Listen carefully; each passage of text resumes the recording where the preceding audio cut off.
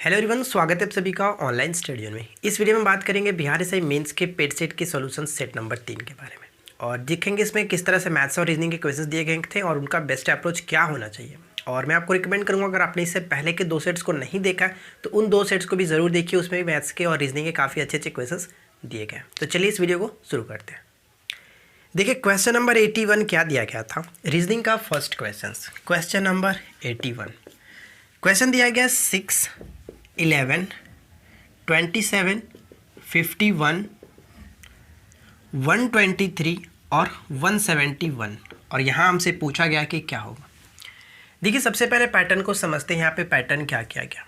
अगर हम यहाँ पे देखिए हमें दिख रहा है कि 13 का स्क्वायर में 2 जोड़ा गया, यहाँ पे 11 में स्क्वायर 2 जोड़ा गया, यहाँ पे देखिए 7 का स्क्वायर में 2 जोड़ा गया, वहीं पे यहाँ पे देखिए तो 5 के स्क्वायर में 2 है, 3 के स्क्वायर में 2 है, 2 के स्क्वायर में 2 है। तो हम यहाँ पे क्या देख रहे हैं कि अगर 2 के स्क्वायर में हम 2 को जोड़ दें तो ये बन रहा है, ठीक है। उसी तरह से ये 6 आ रहा है। 3 के स्क्वायर में अगर हम 3 के स्क्वायर में 2 जोड़ेंगे तो यहाँ पे 11 आएगा। लेकिन थोड़ा ध्यान दीजिएगा, 2 के बाद 3 आया है, ये क्या हो रहा है, 2 के बाद 3 और यहाँ पे देखिए 5 के स्क्वायर के बाद फिर से यहाँ पे 2, 27। तो हम यहाँ पे ये कह रहे हैं कि 2, 3, 5 यानी कि अभाज्य संख्या का स्क्वायर करके 2 उसमें ऐड किया जा रहा है, ठीक है। अभाज्य संख्या का स्क्वायर करके 2 ऐड करेंगे, 27। उसी तरह से यहाँ पे देखिए 7 का स्क्वायर प्लस 2 यानी कि आपका 51 और उसके बाद 7 के बाद कितना 11, 11 का स्क्वायर 2 जो कि 123। अब उसके बाद क्या करेंगे, उसके बाद क्या किया गया, देखिए 13 का स्क्वायर में 2 अगर हम ऐड करते हैं तो 171। अब 13 के बाद क्या आएगा हमारा, जो कि अभाज्य संख्या होना चाहिए।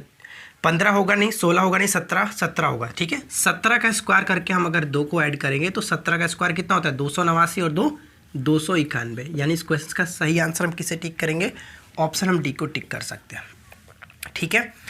देखिए क्वेश्चन नंबर 82 क्या, क्वेश्चन नंबर 82 में क्या दिया गया। इसमें ज़्यादा कुछ नहीं करना है, बरेली को थोड़ा सा इधर सजा करके कर दिया गया, BARLEY, ठीक है। बरेली को क्या लिखा गया, देखिए स्टार्टिंग का 3 लेटर को पहले से स्टार्ट किया जा रहा है, जैसे कि RAB, और लास्ट के 3 लेटर को फिर से सजा करके इस तरह से लिखा जा रहा है, क्लियर। तो हम क्या करेंगे, मदर को किस तरह से लिख सकते हैं, MOTHER, मदर लिखा गया। तो हम लोग स्टार्टिंग का 3 लेटर देखे करें, पलट देंगे कुछ इस तरह से, टॉम हो जाएगा और REH इस तरह से। तो देख सकते हैं क्या ऑप्शन हमारा बन रहा है, ऑप्शन डी को टिक करेंगे, कोई प्रॉब्लम नहीं। चलिए क्वेश्चन नंबर 83 देखिए। 83 में क्या दिया गया, हमारे पास एक मैट्रिक्स दिया गया और इस मैट्रिक्स में हमें फाइंड आउट करना है मिसिंग नंबर को। कैसे करेंगे, 1, 125 और यहाँ पे क्या है जो कि 343, ठीक है। उसके बाद क्या है यहाँ पे 27 और यहाँ पे 216 और 8, 64, 512। तो इसमें कुछ भी नहीं करना है। देखिए 1 का यहाँ पे क्या है, 1 का क्यूब, 2 का क्यूब, 3 का क्यूब, उसी तरह से 4 का क्यूब, 5 का क्यूब, 6 का क्यूब, 7 का क्यूब, 8 का क्यूब, हम यहाँ पे 9 का क्यूब कर लेते हैं। तो 9 का क्यूब जो कि 729 करेक्ट हो जाएगा, ठीक है। ऑप्शन डी को टिक कर सकते हैं। अब देखिए क्वेश्चन नंबर 84 क्या कह रहा है। क्वेश्चन नंबर 84 में दिया गया है कि यदि कंपास पर जो पूरब है, ठीक है, जो ईस्ट है वो नॉर्थ ईस्ट बन जाता है। मान के चलते हैं कि जो कंपास है कुछ इस तरह से और ये जो हमारा ईस्ट है, ये क्या हो रहा है, जो कह रहा है कि पूरब जो है वो उत्तर पूरब बन जा रहा है, यानी कि कुछ इस तरह से बन जा रहा है। और हम कह रहे हैं क्या, यहाँ पे 45 डिग्री एंगल जो इस तरफ हो जा रहा है, ठीक है। अब हम यहाँ हमसे पूछा क्या जा रहा है, तो पश्चिम क्या बन जाएगा, यानी जो पश्चिम है, देखिए ये इस तरह से डायरेक्शन इधर घसक रहा है, तो हम कह सकते हैं ये इधर आपका इधर आ जाएगा, यानी कि 45 डिग्री यहाँ पे हो जाएगा, ये घसक करके यहाँ पे आ जाएगा। तो कहने का मतलब क्या हुआ, ये आपका साउथ वेस्ट होगा, दक्षिण पश्चिम, यानी ऑप्शन डी को टिक करेंगे, दक्षिण पश्चिम करेक्ट आंसर हो जाता है, ठीक है। अब देखिए नेक्स्ट क्वेश्चन क्या है, क्वेश्चन नंबर 85। क्वेश्चन नंबर 85 में क्या कह रहा है कि एक घड़ी में 2 बजने पर उस घड़ी के दर्पण छवि में क्या प्रदर्शित होगा, यानी कि 2 बज रहा है, क्या कब, ये दर्पण में दिखा रहा है। एक घड़ी में 2 बज रहा है, अच्छा 2 बज रहा है, एग्जैक्ट टाइम 2 बज रहा है, तो दर्पण में पूछा रहा है, उससे कोई प्रॉब्लम नहीं है। अगर दर्पण में पूछे तो भी हम वही करते हैं और अगर हमसे एग्जैक्ट टाइम पूछे तो भी हम वही करते हैं, ठीक है। 11:60 से आप इसको घटा लो, 11:60 से घटा लो तो कितना हो जाएगा, 2 और यहाँ पे 9। देखिए 9:60 का मतलब क्या हुआ, 9:60 का मतलब क्या हुआ, 10 ही बज रहा है। हम क्या करेंगे, 10 बज रहा है, यानी ऑप्शन हम बी को टिक कर सकते हैं, 10 बज रहा है, ठीक है। तो ये थी 5 क्वेश्चंस, मुझे उम्मीद है कि आपको समझ में आ गई होगी। चलिए अगले क्वेश्चन को देखते हैं। देखिए क्वेश्चन नंबर 86 यहाँ पे क्या कह रहा है कि 1 अगस्त 1947 को कौन सा दिन था। अगर आपने हमारे कैलेंडर को पढ़ा है तो उस टाइप के क्वेश्चन मैंने ऑलरेडी करा रखा है कि किस तरह से निकाला जाता है। देखिए 1 अगस्त, ठीक है, 1 अगस्त 1987 ये हमारे पास डेट है और इसमें हमें बताना है कि कौन सा दिन था। मैंने आपको कई बार बताया कि इस टाइप के क्वेश्चंस को करने के लिए आपको 5 टर्म्स ध्यान देने होते हैं और ये पहला टर्म्स देखिए, जो डेट दिया रहा है उसको लिखेंगे। उसके बाद अगस्त, अगस्त के लिए कोड क्या होता है, तो मैंने आपको कोड याद कराया, अगस्त के लिए जो होता है कोड 2 होता है, ठीक है। अब उसके बाद हम शताब्दी को देखते हैं, यानी कि शताब्दी यहाँ पे कितना है 1900, तो 1900 के लिए कोड क्या होता है, तो मैंने आपको क्या बताया, 1600, 1700, 18, 19, ठीक है, यानी 6, 4, 2, 0, ठीक है। 1600 के लिए 6, 1700 के लिए 4, 1800 के लिए 2 और 1900 के लिए 0। तो यहाँ पर 1900 है तो 1900 के लिए 0, ठीक है। उसके बाद जो हमारा ईयर्स दिया रहता है उस ईयर्स को हम लिख लेते हैं यहाँ पे 87। अब इस 87 को क्या करते हैं कि 4 से डिवाइड करके जो भी हमारा भागफल आता है उसको डिवाइड करते हैं। देखिए अगर 87 को मैं 4 से डिवाइड करूँगा तो आप कहोगे 21 चौका 84, पूरी तरह से 21 बार में कटेगा, बाकी जो शेष बचता है उससे कोई प्रॉब्लम नहीं है, जो आपके पास बचा उसको यहाँ जो मतलब पूरी तरह से भाग लगा उसको हम लिखते हैं 21 चौका 84, यहाँ पे 21। तो मैंने आपको होता है 5 टर्म्स आने चाहिए, 1, 2, 3, 4, 5, ठीक है। अब इन सभी को जोड़ करके 7 से डिवाइड कर दीजिए, जो भी आपका शेष बचेगा वही आपका करेक्ट होगा। तो हम यहाँ पे क्या करते हैं, देखिए 87 और 3 90 और 90 और यहाँ से 1 लेंगे तो 91, 13 7 91 पूरी तरह से खत्म, यानी आपके पास बचा क्या, सिर्फ 20/7। और 20/7 का मतलब कितना शेष बचेगा, 7 दूनी की 14, 6 शेष बचेगा। और 6 शेष का मतलब क्या, 6 नंबर पे कौन सा दिन आता है, शनिवार, ठीक है।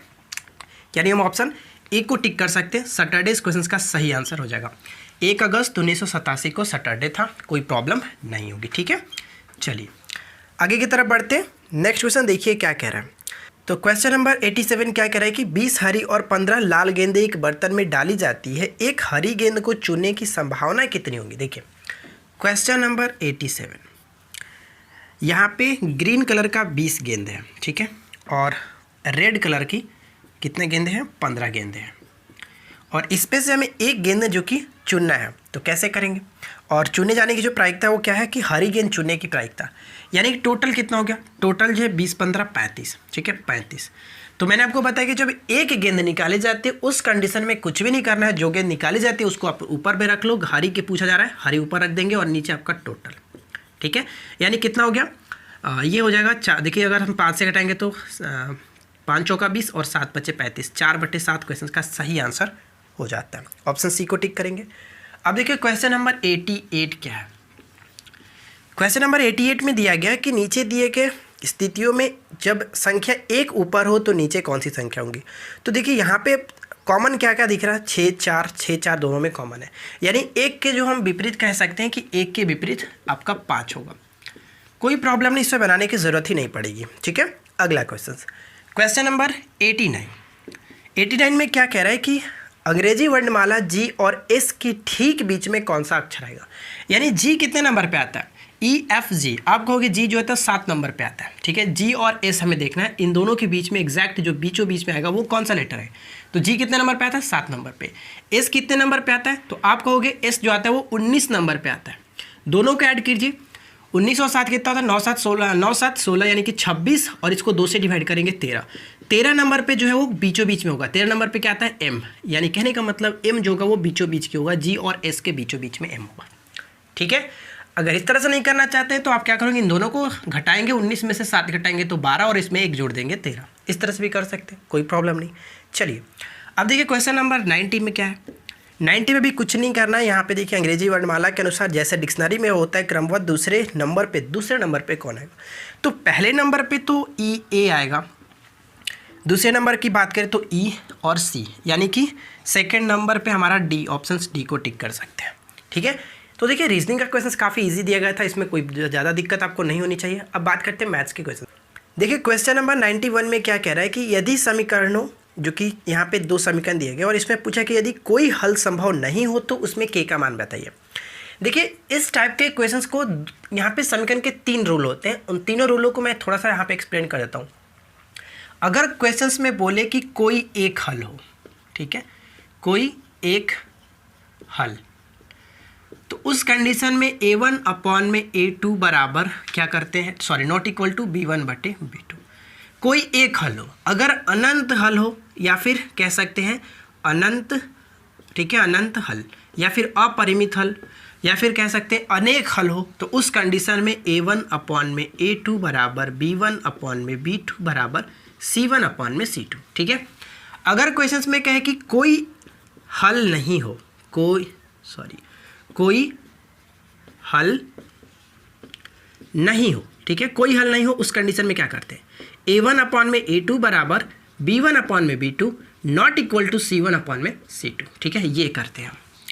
ये तीन चीज़ बहुत इंपॉर्टेंट है, आप इसको अच्छे से नोट डाउन करके रखिएगा।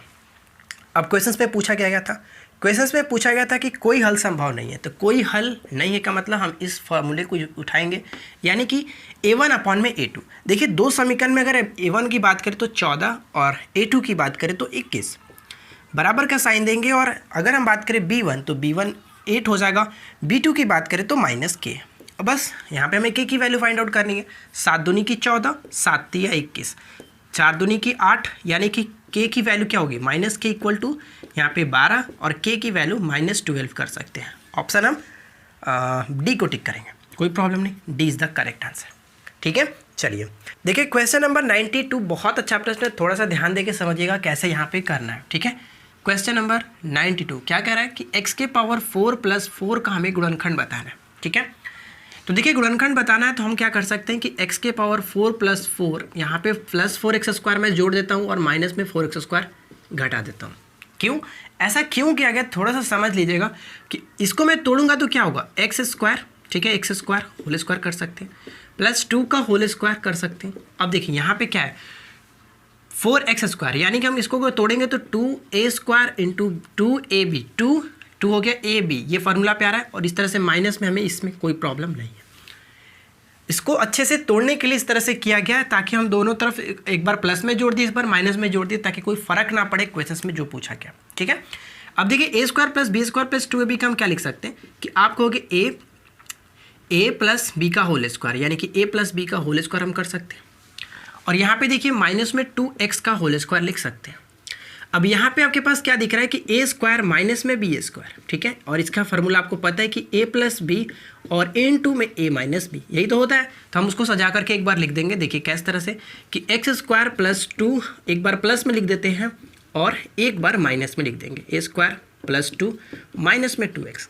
अब मैच करके देखते हैं क्या हमारा गुणनफल सही आ रहा है कि नहीं आ रहा है। देखिए ऑप्शन सी हमारा बिल्कुल अच्छे तरीके से मैच कर रहा है। ठीक है, माइनस में 2x एक बार, माइनस में प्लस में 2x एक बार, ऑप्शन हम सी को टिक कर सकते हैं, कोई प्रॉब्लम नहीं है। ठीक है, देखिए क्वेश्चन नंबर 93 क्या कह रहा है कि एक वृत्त में 120 डिग्री खंड के क्षेत्रफल 9/3/7 वर्ग सेंटीमीटर है, तो वृत्त का अर्धव्यास, अर्धव्यास का मतलब त्रिज्या फाइंड आउट करना है। देखिए त्रिज्य खंड का क्षेत्रफल क्या होता है, आप कहोगे त्रिज्य खंड का जो क्षेत्रफल होता है θ/360 गुने πr², यही तो आपने पढ़ा है। ठीक है, यहीं पर हम इसका यूज़ करने वाले। त्रिज्य खंड का क्षेत्रफल हमारे पास दिया गया 9/3/7, 9 × 7 = 63, 66/7 यहाँ पे कर सकते हैं। थीटा की वैल्यू 120 डिग्री दी गई है, 120 रखते हैं, 360 में यहाँ पे रखता हूँ, और पाई की वैल्यू 22/7 r² को जो कहते हैं। ठीक है, ये 3 बार में ख़त्म, 22 × 3 = 66, 3 बार में ये खत्म, 7 से 7 खत्म, क्रॉस मल्टीप्लिकेशन 9 इधर हो जाएगा, राइट साइड में r² और r की वैल्यू 3। करेक्ट आंसर हम ऑप्शन ई को टिक कर सकते हैं। चलिए क्वेश्चन नंबर 94 देखिए। क्वेश्चन नंबर 94 क्या कह रहा है कि cos थीटा माइनस में sin थीटा इक्वल टू 0 के बराबर है। cos थीटा माइनस में sin थीटा इक्वल टू 0 के बराबर है, सॉरी 0 के बराबर है। तो हम यहाँ पे क्या कर सकते हैं, इस तरह से इसको लिखा जा सकता है cos theta equal to sin theta. ठीक है, एक को मैं यहीं छोड़ूं और इसको मैं नीचे भेजूंगा तो sin/cos की हम tan लिख सकते हैं। और आपको पता है कि tan के फॉर्म में एक कितना का मान होता है, तो आप कहिएगा कि tan 45। ठीक है, tan 45, राइट साइड में tan थीटा, और थीटा tan से tan खत्म तो थीटा की कितनी वैल्यू निकल गई 45 डिग्री। क्वेश्चंस में पूछा क्या गया, tan थीटा की वैल्यू पूछा है, तो tan थीटा की वैल्यू यानी कि थीटा का और 45 डिग्री है तो कोई प्रॉब्लम नहीं है। tan थीटा बराबर tan थीटा की वैल्यू पूछा जा रहा था ना, tan थीटा की वैल्यू तो यहाँ पे हम ऑलरेडी निकाल चुके हैं यार, यहाँ पे अब इसके आगे बढ़ना ही नहीं है। ऑप्शन हम किसे टिक करेंगे, एक करेक्ट आंसर आ रहा है, ऑप्शन सी को टिक कर सकते हैं, tan थीटा की वैल्यू। ठीक है, चलिए अगला प्रश्न क्या है, और अगला प्रश्न तो बनाने की ज़रूरत ही नहीं पड़ेगी, सभी लोगों ने कर ही लिया होगा। देखिए क्वेश्चंस क्या है, 10 माइनस 5 जो कि यहाँ पे कैपिटल कोष्ठक था, फिर यहाँ पे स्मॉल ब्रैकेट है, उसके बाद माइनस, सॉरी हाँ ठीक है, 5 माइनस 4 माइनस 3, इस तरह से, ठीक है। अब इसको कैसे करते हैं, तो आपको पता है कि सबसे छोटा वाले ब्रैकेट को हम पहले कैलकुलेशन करते हैं। अगर इसको हम करेंगे तो कितना होगा, देखिए -4 -3 -7 और यहाँ पे -5, यहाँ पे करेंगे तो -2, लेकिन यहाँ पे अगर बाहर निकलेगा तो 6 + 2 हो जाएगा, ये 8, ठीक है। हम इसको अगर अच्छे से लिखना चाहें तो 5 माइनस कितना हो जाएगा, देखिए 6 और 2 8 हो गया, 8 इसको लिख देते हैं। 10, अब यहाँ पे -3 होगा, लेकिन बाहर निकलेगा तो +3 के साथ निकलेगा, तो 13 इस क्वेश्चन का सही आंसर है। करेक्ट आंसर ऑप्शन ए को टिक करेंगे। देखिए नेक्स्ट क्वेश्चन क्या कह रहा है, अगला जो प्रश्न है बहुत अच्छा प्रश्न है, दिया गया कि दी गई संख्या में आरोही क्रम यानी असेंडिंग ऑर्डर में हमें सजाना है। असेंडिंग ऑर्डर में सजाना यानी कि हमारे पास नंबर जो है वो 5/6, 11/12 और 8/9, ये 3 नंबर है। इन्हीं 3 नंबर को हमें असेंडिंग ऑर्डर में सजाना है। तो सबसे पहले हम क्या करते हैं कि देखिए 2 मेथड हो सकता है, या तो एलसीएम लेकर कर सकते हैं या फिर इसको डिवाइड करके आप चेक कर सकते हो, लेकिन यहाँ पे एलसीएम लेना काफ़ी ईजी लग रहा है। 12 9 6 का एलसीएम का हो गया, अब 36 होगा, ठीक है, 36 एलसीएम, तो सभी में 36 से गुना कर लीजिए। देखिए 36 से ऊपर में गुना करेंगे तो कितना हो, ऊपर में 30/36 कर सकते हैं। उसी तरह से यहाँ पे करेंगे तो कितना हो जाएगा, 11 33/36 हो गया। उस तरह से यहाँ पे करेंगे तो 9 चौका 36, 32/36, ठीक है। अब जो भी आप देख रहे हैं नीचे सबका एलसीएम जो है सभी का बेस सेम हो गया, डिनोमिनेटर कह सकते हैं सेम हो गया, तो जो सबसे ऊपर में छोटा दिख रहा है वो सबसे छोटा होगा, ठीक है। तो सबसे छोटा क्या है हमारा यहाँ पे 30/36, यानी कि 5/6 सबसे छोटा है। असेंडिंग ऑर्डर में सजाना है तो इस सबसे छोटे वाले को पहले रखेंगे, और इससे बड़ा क्या है 32/36 यानी कि 8/9, और सबसे बड़ा 11/12। करेक्ट आंसर क्या होगा, ऑप्शन सी को टिक कर सकते हैं, कोई प्रॉब्लम नहीं है, ठीक है। चलिए आगे बढ़ते हैं। देखिए क्वेश्चन नंबर 97 कह रहा है कि नव्या और कव्या के आयु का योग जो है 35 दिया गया और उनकी आयु का गुणनफल 300 है। अब यहाँ पे थोड़ा सा आप समझदारी बरतिएगा तो इस क्वेश्चन को काफ़ी इजी कर सकते हैं। देखिए कैसे, और 1 वर्ष के बाद उन दोनों की आयु कितनी होगी, यानी जो ऑप्शन आपके पास दिया गया वो 1 वर्ष बाद की आयु है, ठीक है। तो हम यहाँ पे क्या करते हैं कि ऑप्शंस को उठाते हैं और एक एक वर्ष पीछे कर लेते हैं। फॉर एग्जाम्पल आप मुझे ये देखिए, कहने का मेरा मतलब ये है कि पहला ऑप्शन में क्या है कि 20 और 16, ठीक है, पहला ऑप्शन में 20 और 16 है। दूसरा ऑप्शन में क्या, पहले ऑप्शन में लिख लेता हूँ ताकि मैं आपको समझा सकूँ, 21 और यहाँ पे 16। सी ऑप्शन क्या कह रहे हैं, 25 और 10, ठीक है। और ऑप्शन डी में दिया गया है 16 और 19। देखिए कहने का मतलब क्या, ये जो ऑप्शन दिया गया वो 1 वर्ष बाद की आयु का है, यानी 1 वर्ष बाद की आयु, ये नव्या और कव्या की आयु जो है 1 वर्ष बाद की है।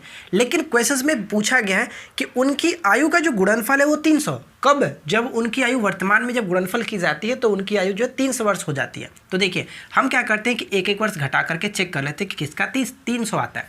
अगर इसको कम करेंगे तो 19 और यहाँ पे देखिए 15, ठीक है। क्या ये पॉसिबल है, बिल्कुल नहीं, क्योंकि हमें लास्ट में तो 300 लाना है, यानी कि 300 लास्ट में यूनिक डिजिट हमारा 0 आना चाहिए। 9 × 5 = 45, ये बिल्कुल गलत होगा। उसी तरह से अगर इसको देखें तो ये 20 हो जाएगा और यहाँ पे 15, एक वर्ष दोनों को कम कर देंगे तो 15 दूनी की 30, ये हमारा बिल्कुल सही हो रहा है। चलो आगे भी देख लेते हैं। इसको करेंगे तो कितना हो जाएगा 24 और ये 9, देखिए 9 चौका 36, बिल्कुल गलत हो गया क्योंकि लास्ट में यूनिट डिजिट 0 नहीं आएगा। इसको करेंगे तो 15 और इसको 18। अब यहाँ पे देखिए करेंगे तो 16 का हम 15 और 18 का 19 का 18 लिख दें, लेकिन इसको भी करेंगे तो लास्ट में 0 आ रहा है, लेकिन ये 300 नहीं आएगा। आप इसको करके देख लीजिए। देखिए 18 × 5 = 90 हो गया, हमारे पास जो बचा 9 बचा, और 18 × 18 9 27, यानी कि 270, ये हमारा गलत है। करेक्ट आंसर जो होगा हमारा ऑप्शन हम बी को टिक करेंगे। अब उनकी जो 1 वर्ष बाद की आयु जो होगी वो 21 वर्ष 16 वर्ष होगी, ठीक है। अब इन दोनों को आप जोड़ करके देखिए, क्वेश्चंस में बोला गया था कि दोनों का योग जो कि 35 वर्ष होना चाहिए, तो 20 15 35 बिल्कुल सही है, कोई प्रॉब्लम नहीं, ठीक है। चलिए क्वेश्चन नंबर 98 क्वेश्चंस में क्या कह रहा है कि मोहन एक जींस के अंकित मूल्य पर 15% छूट देने के बाद 20% लाभ कमाता है, तो जींस के क्रय मूल्य का अंकित मूल्य से अनुपात बताइए, ठीक है। देखिए कैसे करते हैं। 15% छूट पे मानते हैं कि उसने 100 रुपये में कोई चीज़ खरीदी होगी, ठीक है, 100 रुपये में, उसका हम सीपी मान लेते हैं 100 रुपये।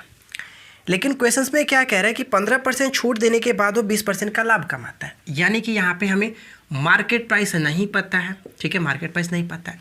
डिस्काउंट परसेंट हमें पता है, कितना दिया गया, डिस्काउंट परसेंट 15% की छूट है। प्रॉफिट भी कमा रहा है, प्रॉफिट कितना है 20% प्रॉफिट कमा रहा है। तो जो हम लोगों ने रिलेशन देखा था, आपको पता होगा वो रिलेशन क्या था, CP अपॉन में MP, ठीक है। और क्रॉस में क्या करते हैं, CP अपॉन, जैसे कि क्रॉस में जो होता है देखिए MP के साथ डिस्काउंट होता है, तो हम यहाँ पे डिस्काउंट लिख सकते हैं। देखिए 100 माइनस डिस्काउंट और नीचे हम 100 प्लस प्रॉफिट। अब इस रिलेशन को यूज़ करके हम यहाँ पे कैलकुलेशन कर सकते हैं। देखिए CP मानते हैं कि 100 था, ठीक है, CP 100 था, मार्केट प्राइस हमें नहीं पता है, मार्केट प्राइस निकाल लेते हैं। 100 माइनस डिस्काउंट, डिस्काउंट कितना 15%, तो हम यहाँ पे 85 लिख सकते हैं। उसी तरह से प्रॉफिट परसेंट 20% यानी कि 120 यहाँ पे लिख सकते हैं। देखिए 17 पचे 85 और यहाँ पे 20, अगर 20 से करेंगे तो कितना होगा, 5 से कर रहे हैं ना, 24 पचे 120, ठीक है, 24 पचे 120, कोई प्रॉब्लम नहीं। यानी कि MP अगर हम यहाँ पे निकालेंगे तो कितना निकलेगा, देखिए 24 गुने 100 और नीचे आपका 17। क्वेश्चंस में आपसे पूछा क्या गया, क्वेश्चंस में पूछा गया है कि क्रयमूल्य का अंकित मूल्य से अनुपात, यानी कि क्रयमूल्य का अंकित मूल्य से अनुपात हमें जो निकालना है वो क्या निकालना है, CP अपॉन में MP का रेशियो निकालना है, ठीक है। CP अपॉन में MP का रेशियो ही निकालना है, तो आसानी से यहाँ पे कर भी सकते हैं। चलिए CP कितना दिया गया था 100 और MP कितना दिया गया, MP हमारे पास आ गया है 24 गुने 100 और नीचे 17 तो उसको ऊपर में 17 भेज देते हैं। 17 से 17 खत्म, 100 से 100 खत्म, बचा क्या 17 रेशियो 24। करेक्ट आंसर क्या हो गया, ऑप्शन हम ए को टिक कर सकते हैं, ठीक है, कोई प्रॉब्लम नहीं। ये देखिए जो रिलेशन दिया जा रहा है ना, ये बहुत इंपॉर्टेंट रिलेशन है। हर टाइप यहाँ पे यानी कि जो भी इस टाइप के क्वेश्चन यहाँ पे आता है आप इसको कर सकते हो इस रिलेशन पे, कोई प्रॉब्लम नहीं होनी चाहिए। मुझे उम्मीद है कि आपने ये चीज़ समझा होगा। चलिए आगे बढ़ते हैं। देखिए क्वेश्चन नंबर 99 कह रहा है कि 5 लीटर चीनी के मिश्रण में 6% चीनी है और उसमें से 1 लीटर पानी भाप बन जाता है, तो शेष मिश्रण में चीनी का प्रतिशत क्या होगा। कहने का मतलब ये हुआ कि 5 लीटर जो चीनी था, ठीक है, 5 लीटर चीनी में 6%, 5 लीटर मिश्रण में 6% चीनी था। तो फॉर एग्जांपल कहने का मतलब 6 पचे 30 यानी कि 0.3 लीटर यहाँ पे शुगर था, ठीक है, शुगर था। अब क्वेश्चंस में क्या कह रहा है कि 1 लीटर पानी जो है भाप बन जाता है, यानी कि 5 लीटर में से अगर 1 लीटर भाप बन के उड़ जाता है तो बचा कितना, शेष 4 लीटर बचा है। तो क्वेश्चन में पूछा ही जा रहा है कि अब बताइए कि शेष मिश्रण में चीनी का प्रतिशत। तो चीनी इतना था, अब पानी बचा है इतना, शेष मिश्रण ये हुआ, तो हमें जो रेशियो निकालना है क्या, इसका रेशियो तो निकालना है, यानी कि यहाँ पे परसेंटेज के लिए 100 कर देंगे, पॉइंट से पॉइंट हटाएंगे कि 0, 1 0 से 1 0 खत्म। तो यहाँ पे देखिए ये आपका 30/7, 30/7 का मतलब 4 है ना, सॉरी 30/4 का मतलब 7.5% करेक्ट आंसर हो जाएगा। अगला प्रश्न देखिए बहुत अच्छा प्रश्न है, थोड़ा सा ध्यान से समझ लीजिएगा। क्वेश्चन नंबर 100 क्या कह रहे हैं कि ABC मिलकर के किसी कार्य को 2 दिन में करते हैं। A, B और C 2 दिन में करते हैं, ठीक है। आगे कह रहा है कि A और B द्वारा एक काम को करने में 2.4 दिन की आवश्यकता होती है। अगर दोनों मिलकर के A और B मिलकर के करते हैं तो 2.4 की आवश्यकता होती है, जबकि B और C एक साथ काम करें तो 4 दिन लगता है, यानी कि B और C अगर मिलकर के काम करें तो 4 दिन लगता है। देखिए अब यहाँ पे पॉइंट आपको दिख रहा हो, तो मैं पॉइंट को हटाने के लिए क्या करता हूँ कि 10 से गुना कर लेता हूँ। 10 से गुना करूँगा तो ये 0 हो जाएगा, ये 24 हो गया, ये 40 हो गया। ध्यान दीजिएगा मैंने 10 से गुना किया, ठीक है, हम बाद में इसको 10 से डिवाइड करके हम इक्वल कर लेंगे। 20 24 40 का एलसीएम कितना हो गया 120, 20 छक्के 120, 24 पच्चे 120, 4 3 12 यानी कि 3, ठीक है। हमें क्या निकालना है, हमें निकालना है कि B अकेले उस कार्य को कितने दिन में करेगा। देखिए सबसे पहले क्या करते हैं, इन दोनों को सॉल्व कर लेते हैं। अगर इन दोनों को सॉल्व करेंगे तो यहाँ से C निकल जाएगा, तो C अकेले उस कार्य को करेगा कितने दिन में। टोटल कार्य 120 है और A और B C तीनों की एफिशिएंसी में से अगर हम AB की एफिशिएंसी को घटा दें तो C की निकल जाएगी, 6 में से 5 घटाएंगे तो 1, यानी कि C अकेले 120 दिन में कर सकता है, ठीक है, 120 दिन में कर सकता है। लेकिन हम यहाँ पे हमें निकालना क्या है, B अकेले कितने दिन में करता है। तो अब क्या कीजिए कि B और C जो कि मिलकर के 40 दिन में करते थे, C अकेले 120 दिन में कर रहा है, तो इन दोनों को सॉल्व कर लेंगे, यानी कि B + C = 40, C अकेले 120, दोनों के एलसीएम लेंगे तो 120, 4 3 12 यहाँ पे 1, ये अगर करेंगे तो यहाँ पे क्या होगा, हमें तो B निकालना है ना, B अगर निकालेंगे तो 120/3 में से 1 गया तो 2, कितना हो गया 60। लेकिन ध्यान दीजिएगा यहाँ पे जो 60 है वो क्या है, ये 60 टोटल, यानी कि B अकेले कर सकता है, लेकिन स्टार्टिंग हम लोगों ने 10 से गुना किया था, तो 10 से गुना किया था, हमें 10 से डिवाइड भी करना होगा, तभी तो हम इक्वल कर सकते हैं। यानी कहने का मतलब B जो है वो अकेले 6 दिन में कर सकता है। ऑप्शन डी बिल्कुल सही आंसर होगा। तो देखिए आज के इस वीडियो में इतने ही सारे क्वेश्चंस और हम लोगों ने देख लिया। मुझे उम्मीद है कि आप लोगों को ये वीडियो जरूर अच्छा लगा होगा। वीडियो अगर अच्छा लगे तो वीडियो को लाइक कीजिए, अपने दोस्तों के साथ शेयर कीजिए, और इस वीडियो के नीचे डिस्क्रिप्शन में आपको अनअकैडमी की टीम की तरफ से एक लिंक दिया गया है, और वहाँ पे आपको बीपीएससी के लिए जो कि 60 डेज़ का कोर्सेज स्टार्ट किया गया, अगर आप इंटरेस्ट रखते हैं तो जाकर के वीडियो को देख सकते हैं। अगर पसंद आए तो कोर्सेज को भी परचेज कर सकते हैं। अगर ये वीडियो आपको अच्छी लगी हो तो वीडियो को लाइक कीजिए, अपने दोस्तों के साथ शेयर कीजिए। हम मिलते हैं आपके साथ किसी और वीडियो में नेक्स्ट टॉपिक के साथ। Thanks for watching, keep learning, have a good day.